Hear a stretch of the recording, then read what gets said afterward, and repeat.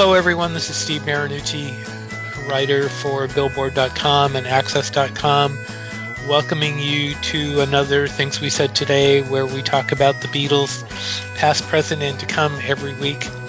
Before we get started, let me introduce my three co-hosts on the East Coast. First, starting up in Maine, the author of The Beatles from the Cavern to the Rooftop, still sometimes with the New York Times. He has written for many publications. He's also the author of Got That Something, How the Beatles, I Want to Hold Your Hand, Changed Everything. The one and only Mr. Allan Kozin. Hello, Allan. Hey, Steve, and hello, everyone. Next in Connecticut, where I assume it's snowing because it's raining here. It's got to be snowing where you guys. I assume it's snowing where you guys are. Is it? It snowed a couple of days ago. A couple of days ago it did, not right now. Oh, okay. It's been raining here in sunny California. In Connecticut, the host of the Beatles show Every Little Thing, Mr. Ken Michaels. Hello, Ken. Hey, Steve. Hi, everybody.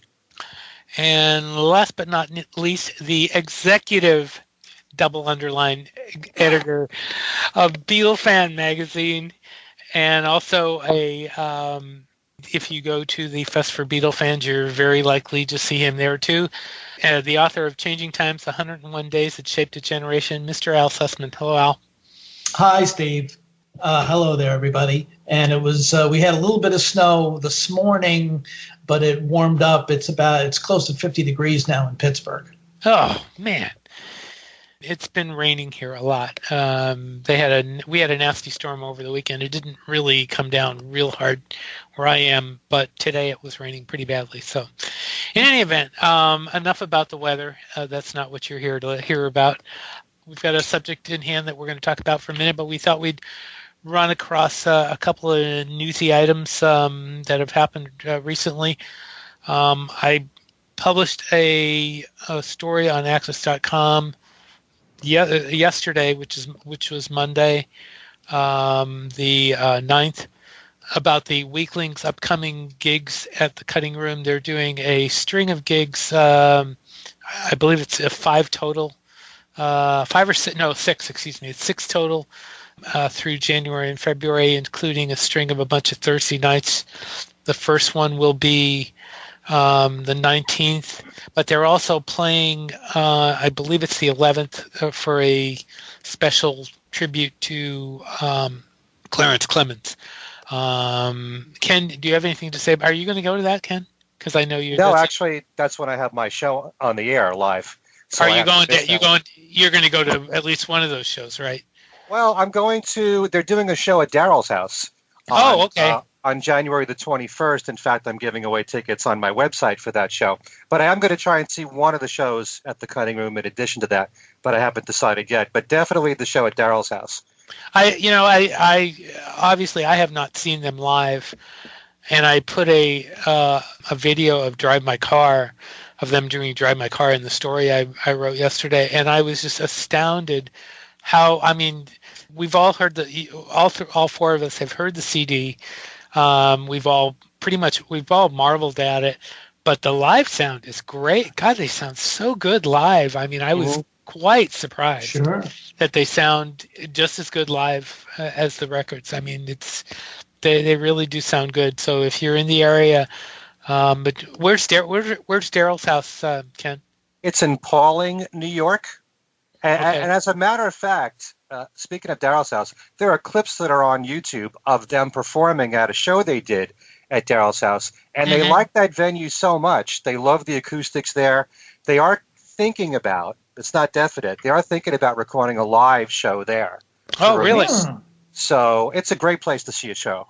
Yeah, the Drive My Car video I used was recorded there, and it really nice. They did a really nice job. But yeah, so that's interesting. The other thing we were going to mention really quickly is the phenomenal success of the Black Beatles song on the Billboard charts, and that I think that really has just a cursory connection to the Beatles, even though it just has the Beatles name in it. We were sitting here talking about chart songs that that mentioned the Beatles, which we may talk about at some point in the future. But I mean, it's just I to be honest, I have not really paid that much attention to the song. I mean, there's really nothing to pay attention to because it's really has nothing to do. It's not a Beatles cover. Right. There is a mention of John Lennon in the song, but it's obviously, musically it's about as far removed from, Beatles music as you can probably get. It's basically contemporary hip hop, maybe with a little EDM thrown in there. Right. It's basically music for teenagers. It's the same thing that was a Move Like Jagger. It's the same. It's the same attraction. I mean, Move Like Jagger was a big hit too, and that really didn't have any connection with the Rolling Stones. Mm-hmm. So I mean, it's the same. I mean, we're gonna get more of these type of things where people mention names like this, and I mean, you could go ahead. There's also a reference to Paul in the song too, and yeah, it's true. This song has nothing whatsoever really to do with the Beatles. It's kind of using the Beatles name, but the fact of the matter is, it's been a number one song. It just finally dropped from number one, but it's been number one for several weeks. It was a huge hit. I wouldn't just say it's a song for teenagers because there are a lot of people who take hip hop and rap seriously to go beyond just the teens. Mm-hmm. So for people who do like that kind of music, obviously they must like this song because it's been number one on Billboard. It was number one for quite a while. I just saw on Wikipedia, they are saying it was number one for 7 weeks. And not only that, but worldwide, it's been a huge hit. It's made the top 10 in Australia, Canada, New Zealand, and the UK.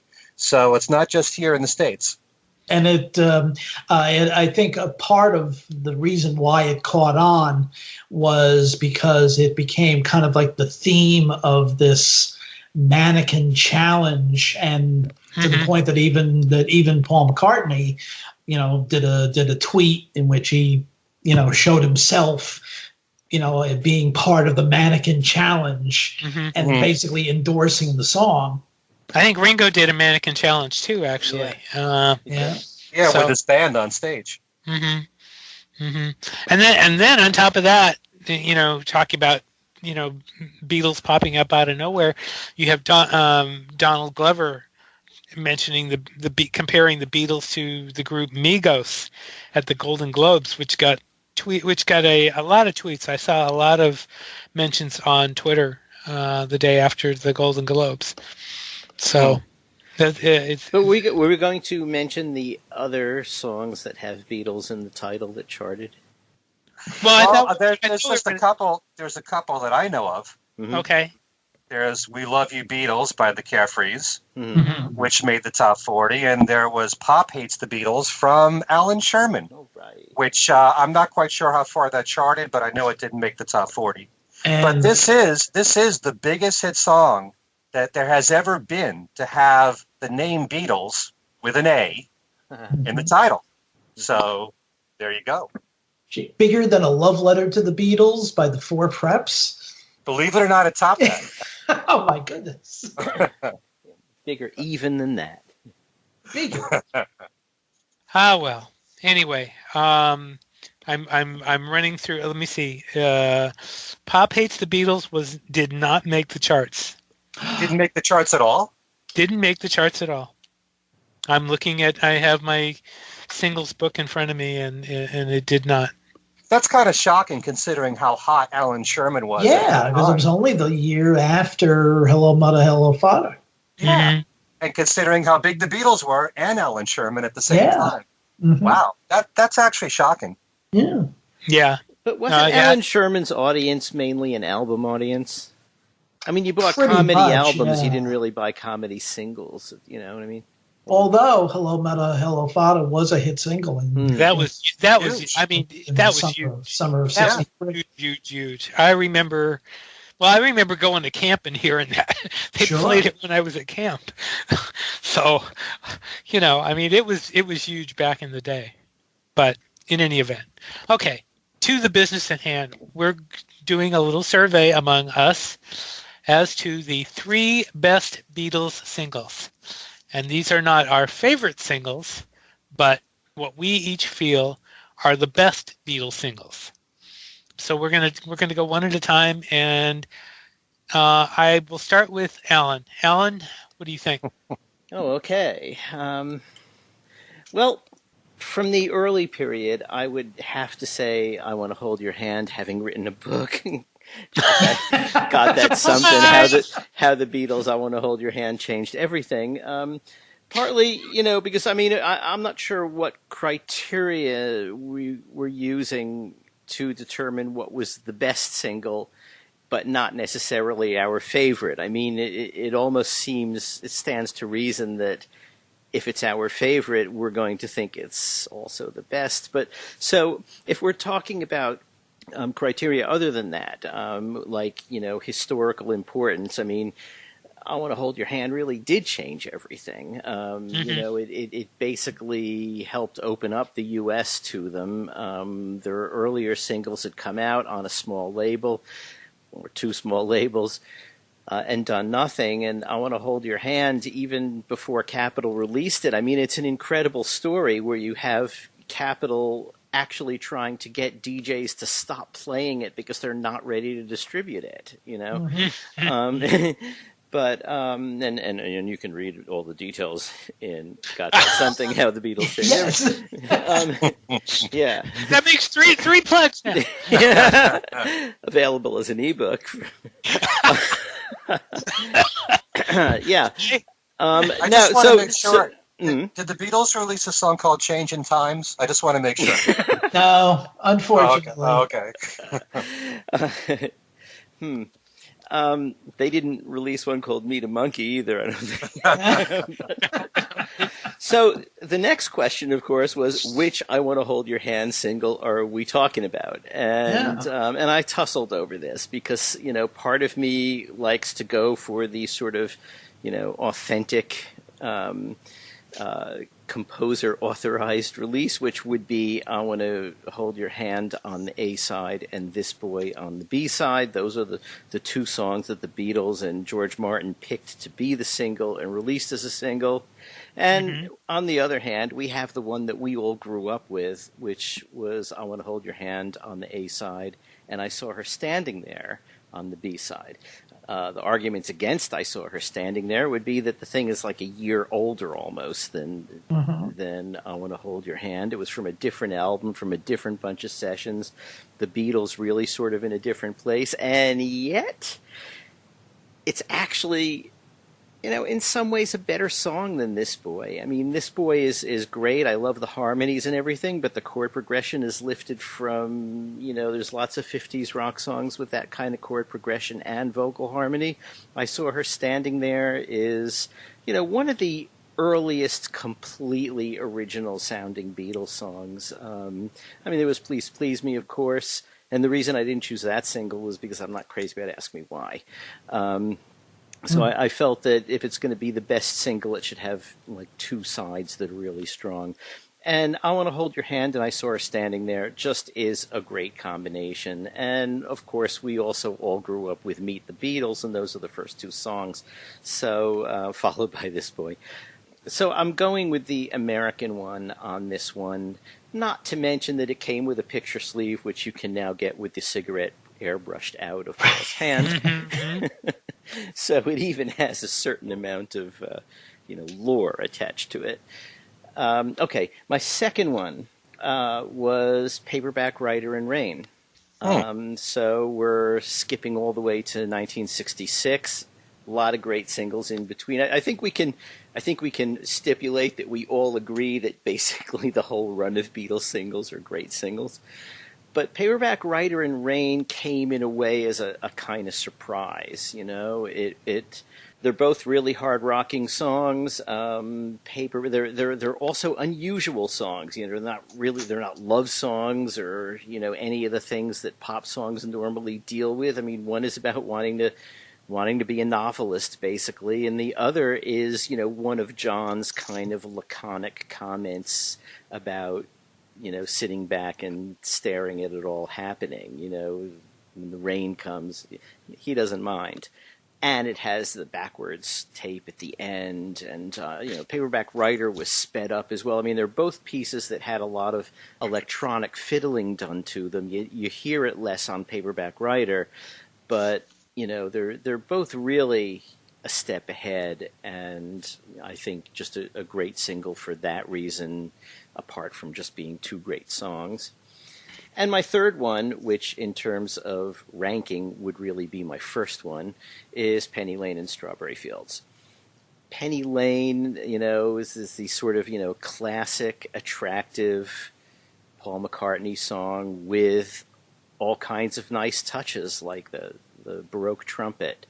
And, when you hear, as we've been able to hear some of the outtakes and the under construction takes over the years. I mean, you kind of listen to the early takes of that when it's just, the pianos with the sort of echoey sound, and it is so far from the finished conception that, you kind of wonder, did Paul have the finished conception in mind and kind of work towards it through those takes that sound nothing like it, or how did this thing come together? I mean, it's just a masterpiece of electronic layering and great ideas.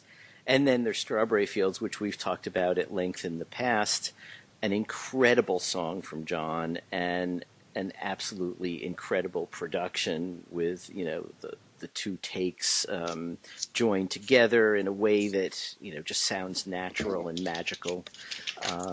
And those two songs, in a way, even more than Paperback Writer and Rain, which have a similar relationship. I mean, one is clearly Paul and with all of Paul's strengths, and one is clearly John with all of John's strengths. And so you have on this little piece of 7-inch vinyl in each of those cases, a record that basically is a summation of the Lennon-McCartney part of the Beatles' magic, I mean, and you get Ringo and George, of course, in the great performances, but they're not there as writers. So those are my three. Okay. You debating them? No, I would not be surprised if at least one or more of your picks gets picked by someone else. But we shall see. Ken, how about you? Well, this proved to be a little bit more difficult than I thought it was going to be, because it's easy for me to mention my top two Beatles singles, but it's not that easy for me to mention my third, because I look at so many Beatles singles as all being great, all being wonderful, all being fairly equal, and so many reasons to admire each one of them. But, and also the fact that I don't always associate Beatles songs as whether they were the A-side or the B-side of singles. In England, it was so much different because so many of those singles were separate from the albums. But a song like Yes It Is, which really, I don't know what it is about that particular song. I love it so much more now than I ever have. I don't necessarily think of it as a B-side or the B-side to Ticket to Ride as much as it was an album cut here.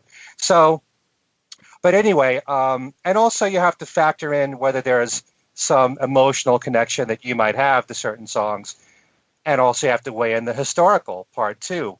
Mm-hmm. Well, actually, I don't know if you should, but I'd have to probably say, if you're going to mention emotion and historical, I have to say I Want to Hold Your Hand and I Saw Her Standing There, because I Want to Hold Your Hand was the first song I ever heard by the Beatles. And to this day, it's still so exciting and so electrifying to hear that. And I Saw Her Standing There is one of the greatest rock songs ever.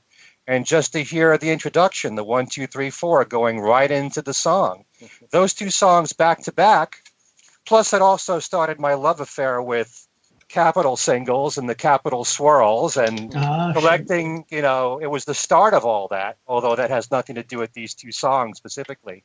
But, one of my fondest memories of growing up as a kid in the 60s was collecting 45s.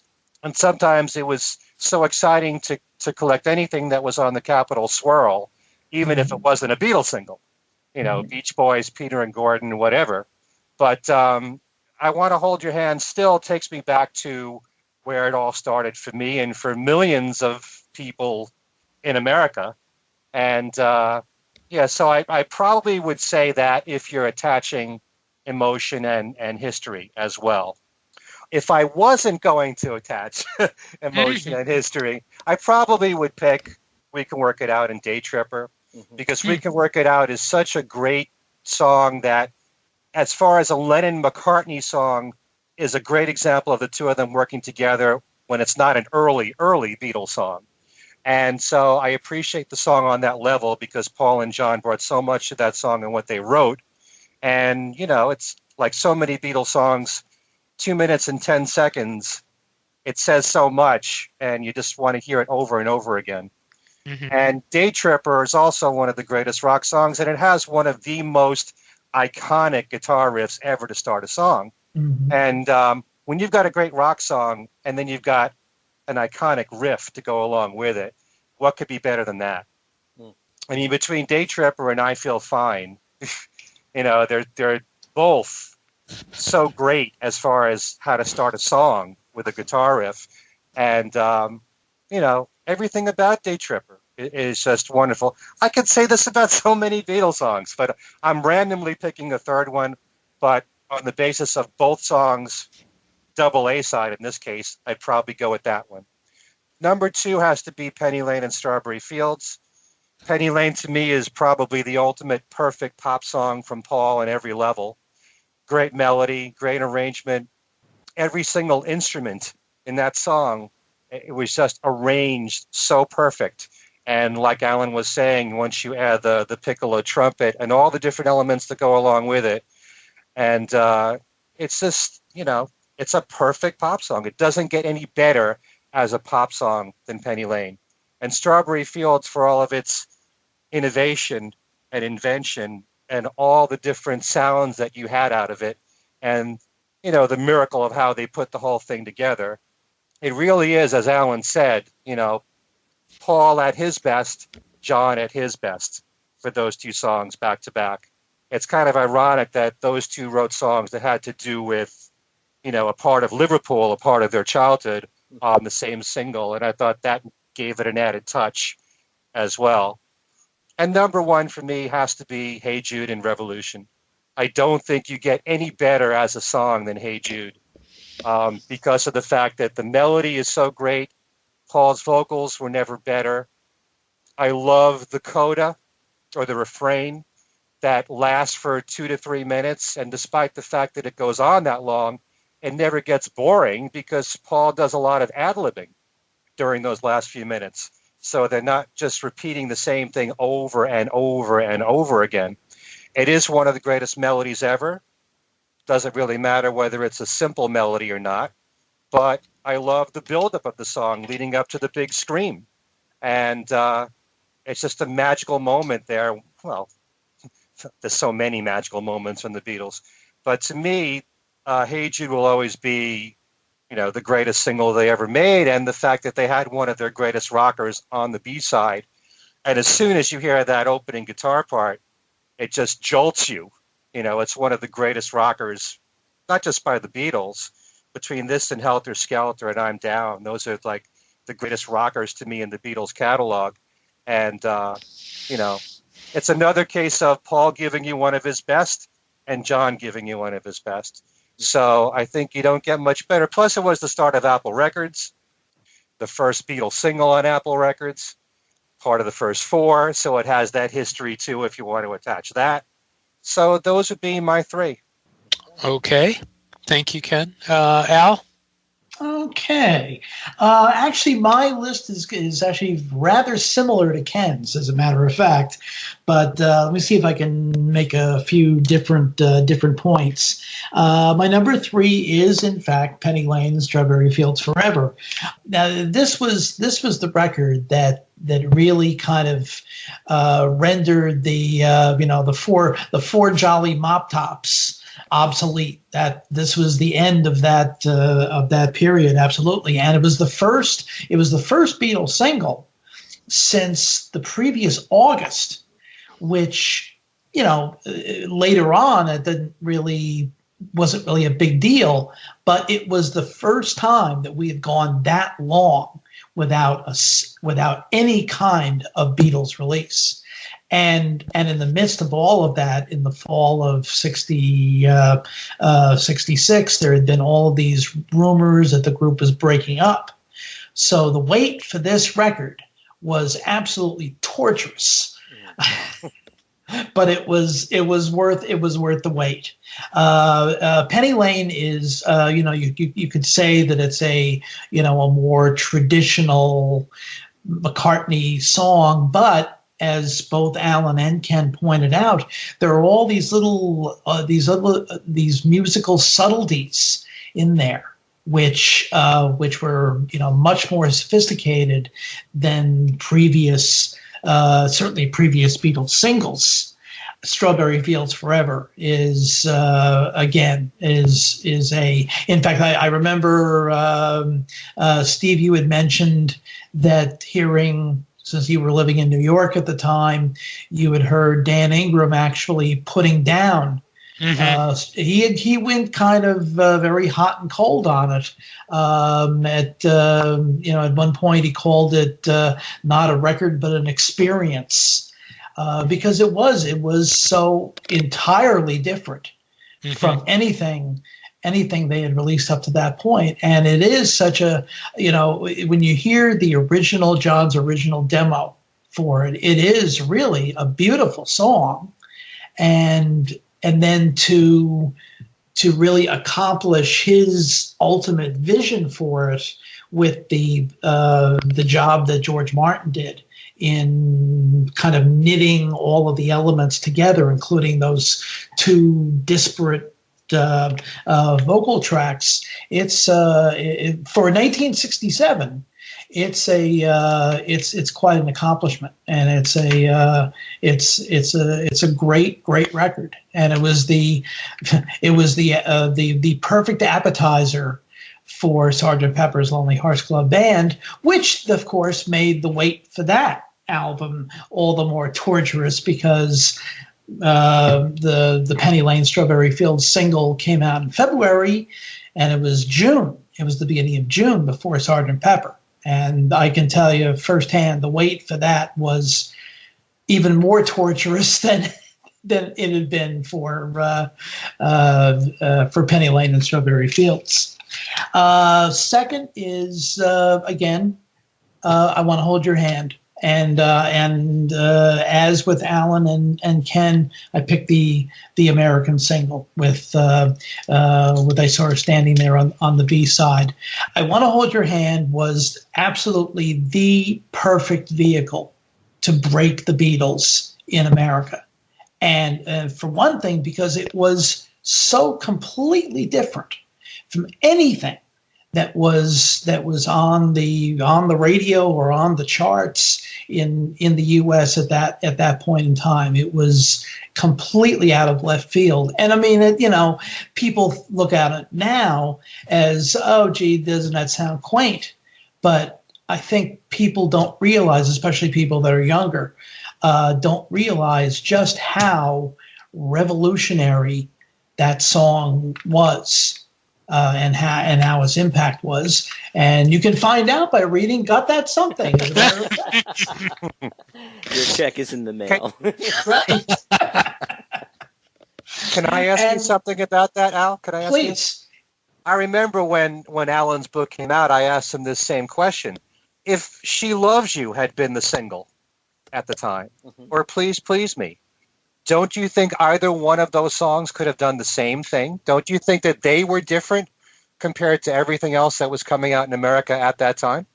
Well, She Loves You was released, and so the previous fall. And, I remember Murray the K playing it on his record review board on WINS, and it got, men's amends, just kind of mediocre response.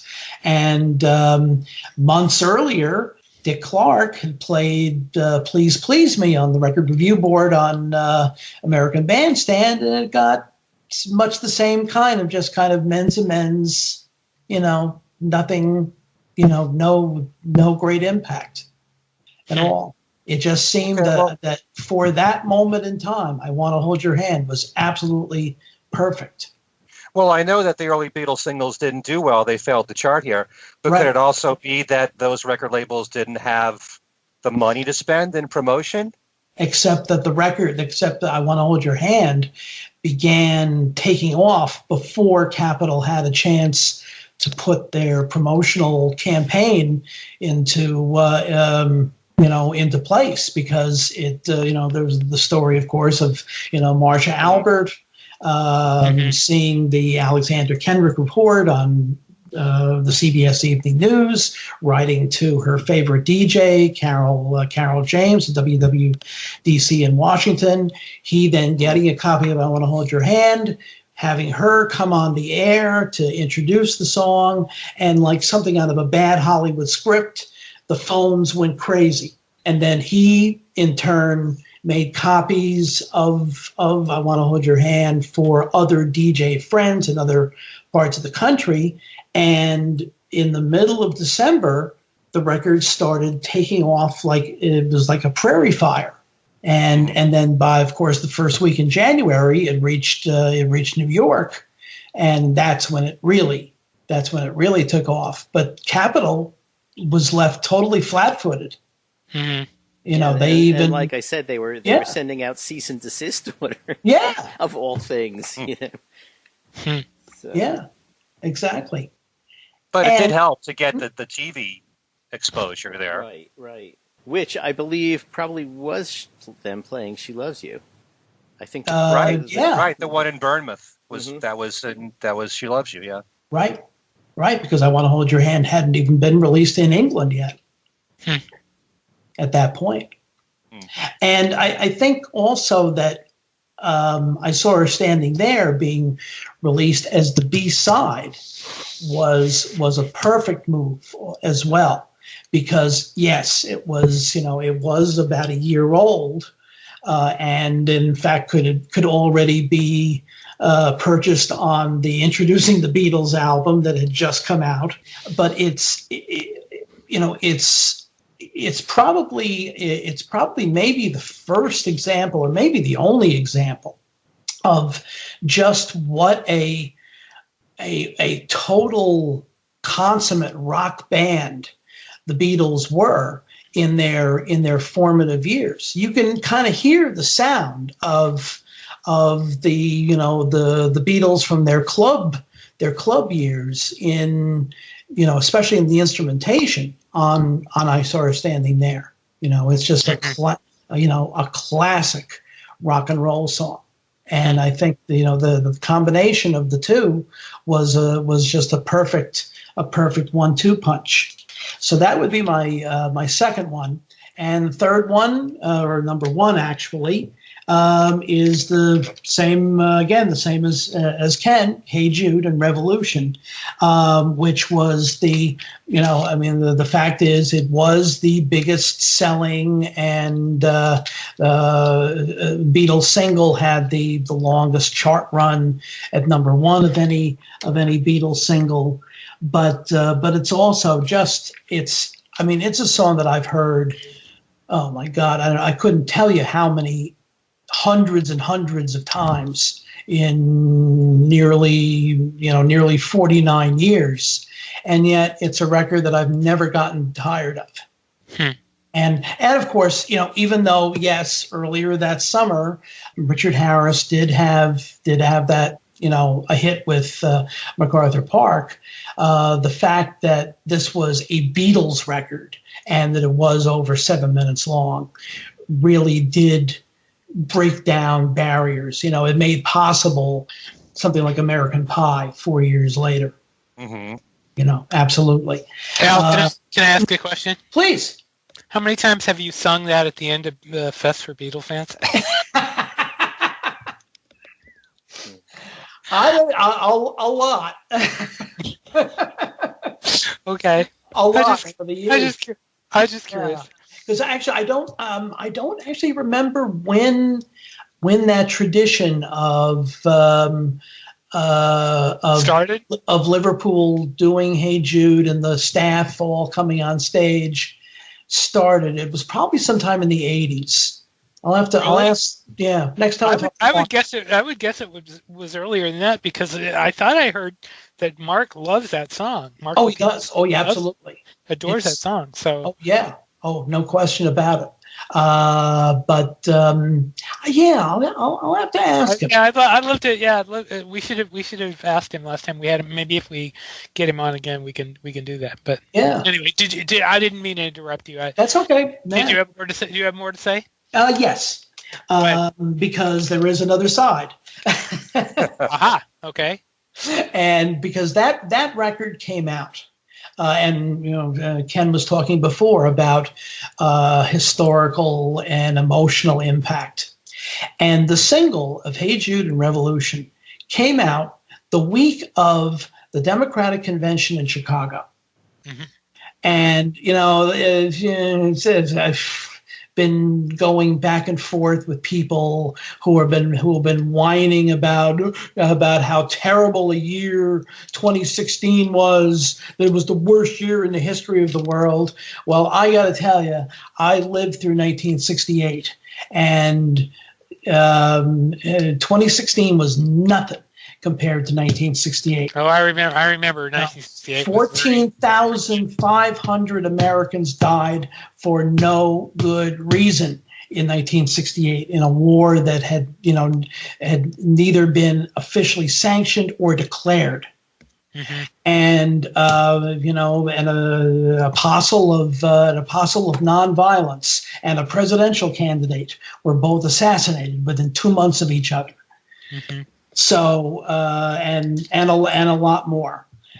So it was by the time of the Democratic Convention in Chicago, and what happened there, Revolution really kind of set it all for a lot of us who really we definitely wanted change and we wanted revolution, but how to go about it?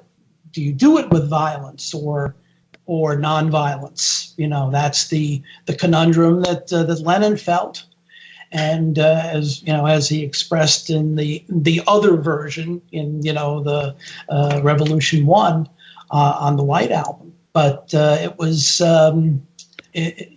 absolutely perfect. It was the timing could not have been more perfect, and also Revolution should only be heard in mono. Okay. Yeah. Absolutely, should only be heard in mono. John was right when the Dennis Elson's interview when he talked about them making Revolution into stereo and turning it into ice cream. It really takes the guts of the single out. But it's just a wonderful record. So those are my three. Okay, thank you.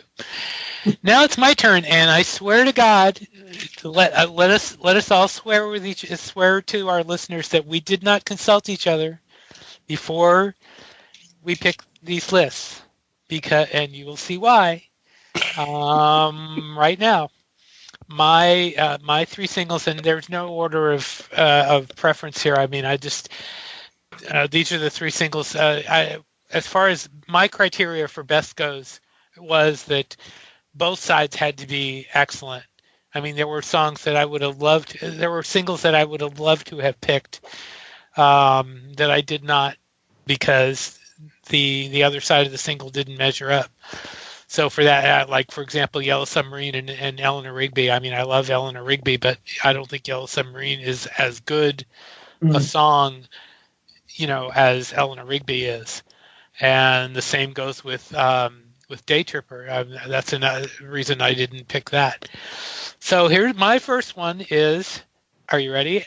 I Want to Hold Your Hand, and I saw her standing there. And the reason for that is because it was so historically important as far as the Beatles were concerned, as far as society goes, which you can read all about in Al Sussman's book.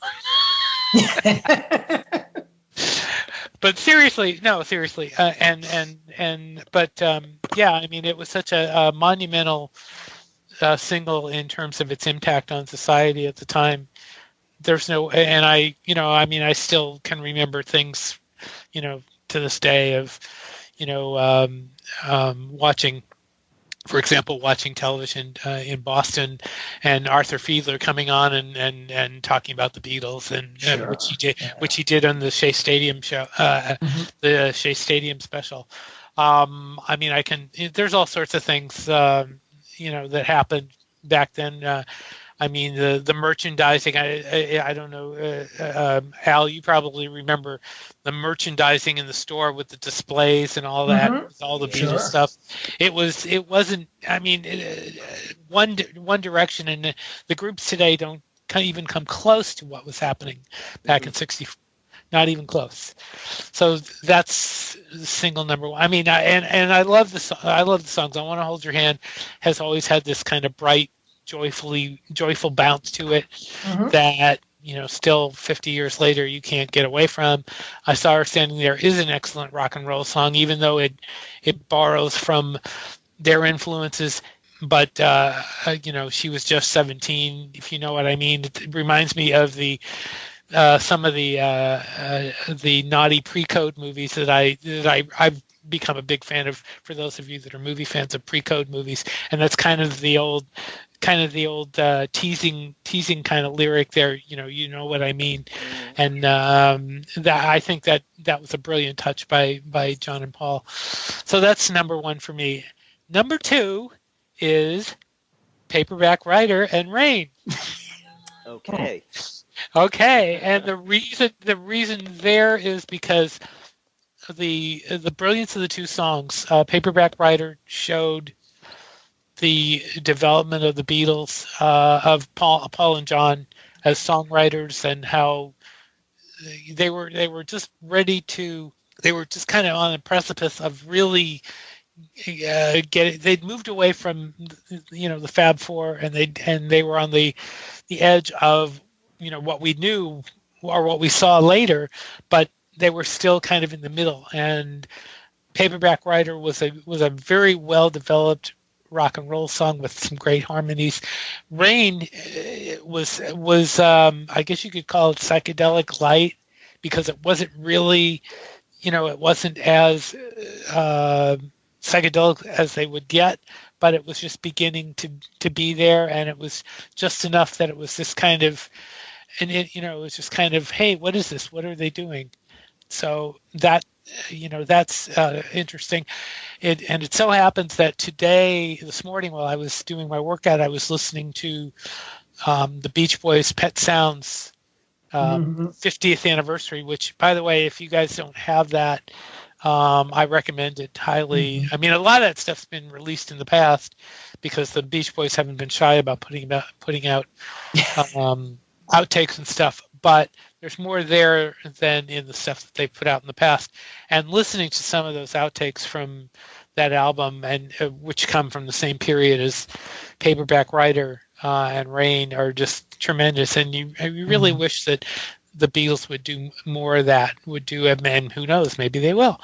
We will see. But anyway, number three is Strawberry Fields Forever and Penny Lane. Yes, I swear we did not consult, Alan, and we were talking, but again, because of and it's really more about Strawberry Fields and getting into what I was just saying about Pet Sounds. The development of that, we've been lucky enough on the bootlegs to hear a lot of the development of Strawberry Fields. It'd be really, really great, and maybe they will do that this year, is for the Beatles to put out a real look at the development, at how Pet Sounds developed in the studio. I think that would be awesome. Strawberry Fields. Because they're all from that period. It'd be nice to have that and Pepper, a big how it was done. But Strawberry Fields, like I said, the development of Strawberry Fields in the studio is just amazing, and it goes kind of along with what the same kind of musical symphony that Brian Wilson did with Pet Sounds is what was happening there with the Beatles with Strawberry Fields, and it'd be great for everybody to be able to hear that. But the songs themselves, the fact that they paid tribute to Liverpool, they and what Allan said about Penny Lane being Paul the quintessential Paul song, and Strawberry Fields being the quintessential John song. I mean, they're just amazing, and the sound effects in Strawberry Fields still to this day just blow me away, But I mean, I really wanted to. I swear, I really wanted to. My initial feeling was to put in Hey Jude. My initial thought was to do Day Tripper. I even considered Something, and Get Back. Get Back was one that I really kind of wanted to do, but when it all came down to it, it had to be those three. It had to be. So there we go. One thing that you said I would kind of disagree with is that Rain you called psychedelic light. I don't know if I call it light. I think it was the beginning of the psychedelic music for the Beatles, as well as I'm Only Sleeping, which was the same time, by having the backwards voice vocals on Rain and all. But I think the sound of Rain, once you boost up the bass from Paul and you have that exciting drumming that you never, I mean, from Ringo to be all over the place with his drums. I don't know if I would call that light, but, it's not as layered, as, say, Strawberry Fields Forever, and I Am the Walrus and those songs. But I don't know if I'd call it light, but that's just me. It is pretty heavily layered. It's just that it's layered mostly with electric guitars and their own instruments rather than the more unusual sounds in Strawberry Fields. I mean, listen to Rain closely. Also, the fact that they played with the speeds, I mean, they added the vocals with a backing track that was not played at the speed it was recorded, and that changes a lot about the atmosphere, and it also makes those layers of electric guitar sound, like almost like a bagpipe at times. I mean, it's just a very weird sound that when at the time it came out, it really was captivating. I mean, I think a lot of us might have first heard it. I'm not sure how far in advance the single came out before the Ed Sullivan Show. But I know that the Sullivan Show was, might have been for me the first time I heard both of those songs.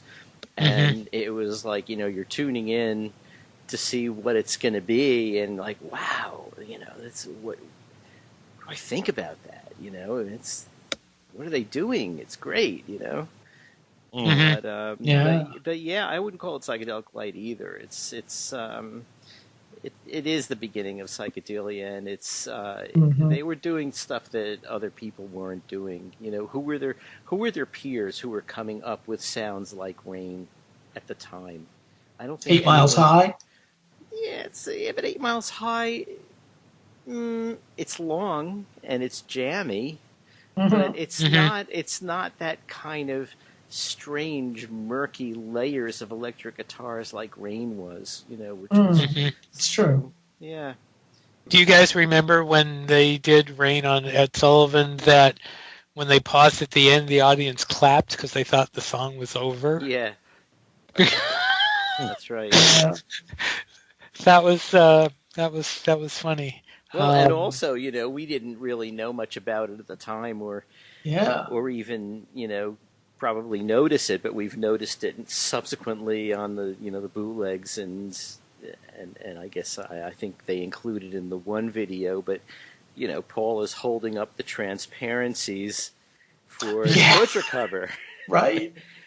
for a second, and for you could put it on pause, which we couldn't do back in those days.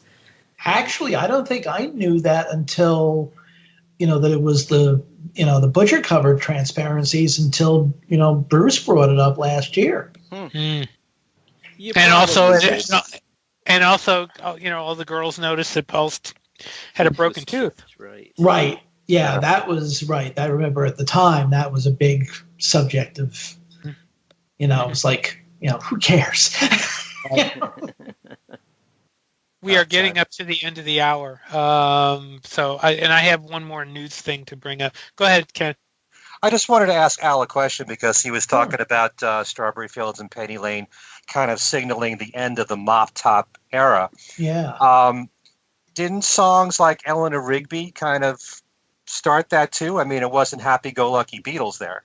A little bit, and you could even, I was just thinking about the Paperback Writer and Rain videos, and that certainly with the sunglasses and all, that was certainly not for Jolly Mop Tops either. Right. But there was, the fact that they still were touring, and there was still the kind of the illusion out there that there was still the Beatles that the girls had all known and loved. So even though there were changes afoot, we really didn't know too much about those changes. But certainly by the time of Penny Lane and Strawberry Fields, especially when the promo clips debuted. And even before that, when people saw the picture cover, and for the first time saw the mustaches and that little bit, that beard that George had grown in India, that was definitely not the cuddly Four Jolly Mop Tops, because in those days it was like, it was weird to see mustaches on men in their 20s. Mm-hmm. But I think when we first saw the cover, I'm not sure we were absolutely sure that they weren't like the picture wasn't posed as an old-timey costumed picture. It was really when we saw the videos. That's true. When the video, they're walking around like this, Yeah. Oh, yeah. The videos were absolutely, I'm sure, everybody, of course, has seen the American Bandstand clip of Dick Clark after showing the two promos, asking the very straight-laced kids in the gallery there what they thought, and it was like, they look like old men, and definitely the look wasn't well received at that point. Mm-hmm. Of course, a year later, probably most of those same kids are probably, also sprouting mustaches and mod clothes and things like that. So, right. Change sometimes works slowly. Mm-hmm. Anyway, I have one more news thing I wanted to bring up. I did a little unscientific poll on Twitter last week. I don't know if you guys even saw it. And I asked, what would you like to see the Beatles release in 2017? And Twitter has a poll function where you can conduct polls, and I figured, what the hell, I'll give it a shot. And I put up 4 choices. I put up the Shea Stadium, Let It Be, a 50-year Sgt. Pepper package, and the Beatles music on Blu-ray. And you probably can guess which one, and it won by a lot, was Let It Be, with 60% of the vote. But second was Shea Stadium. Third was the 50th anniversary Sgt. Pepper, and fourth was the Beatles on Blu-ray. So, and I mean, I'm not calling this scientific at all, because only 194 people voted, so that's not a lot. Still, it's not. Still, yeah, but that's a decent representation. Somewhat. So I wouldn't, I wouldn't base a whole lot of. Wouldn't put a whole lot of weight on that. But the fact is that, anytime we've talked about it, anytime it's been brought up on Facebook, Let It Be is what comes, what everybody wants to see. So the question is whether or not, that they know. And the question is whether they'll finally give into it. Put aside whatever, problems or, whatever reasons they have for holding it up. But, will they finally do it? Who knows? I really do believe it will be coming out within a year or two. That's just my own personal gut. Well, I kind of do too, pretty much because of but more for the 50th anniversary. I don't think they'll let it get past the 50th without doing something, because they know that bootleggers will have a field day. And so I don't think they'll let it get past that. But if they let if, say, they let the Sgt. Pepper 50th anniversary get by without doing anything, then that'll really be the sign that they really don't care about anniversaries, and so all bets would be off. I kind of don't think they will. I think Pepper has enough. They have enough. I wouldn't want to say respect, but they have enough.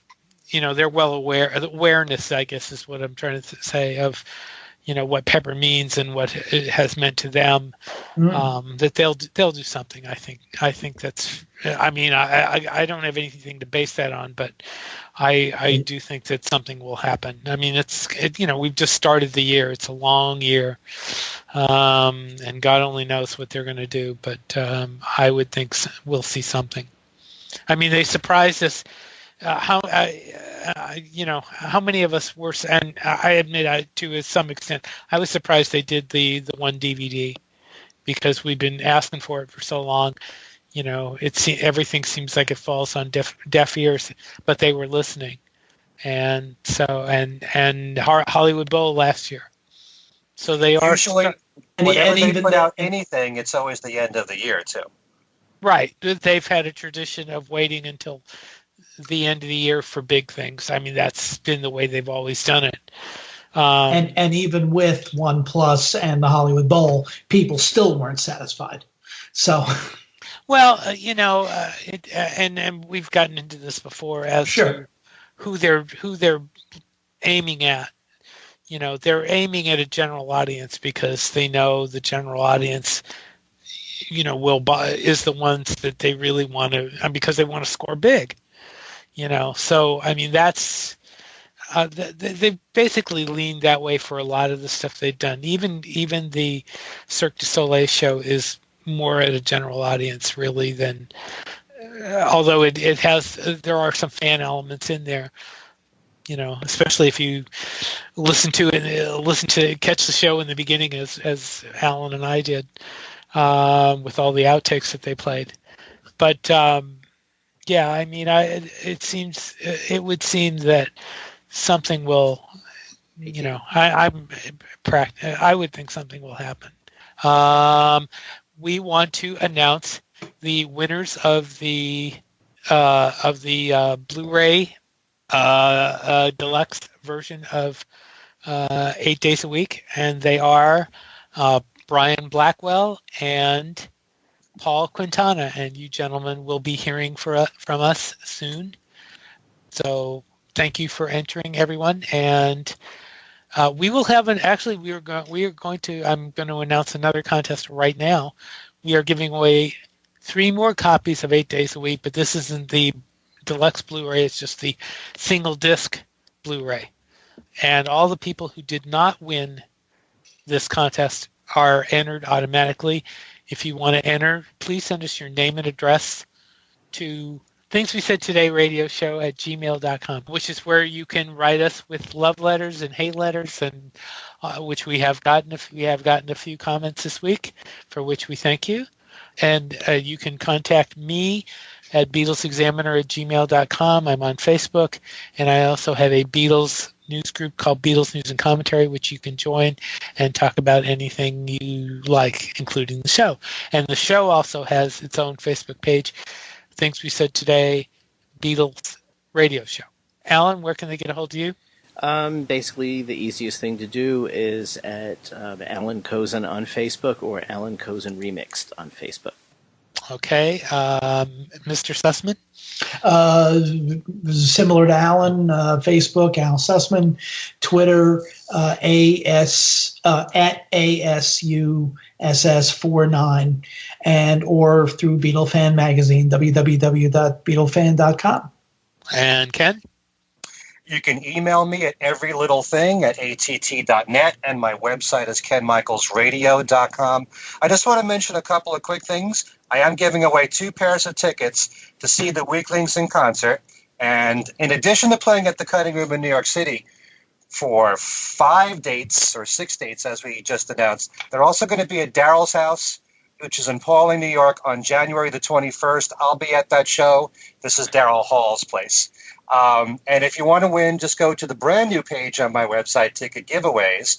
And I also want to mention that in Connecticut, in Bridgeport, Connecticut, there is a public radio station, WPKN, and I've been asked to make a guest appearance there next Tuesday on the radio between 7 and 9 a.m.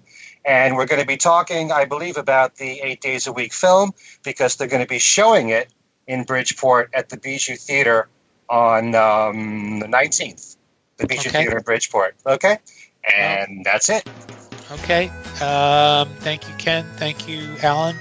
Thank you, Al. And thank you, everyone out there listening, for being with us again.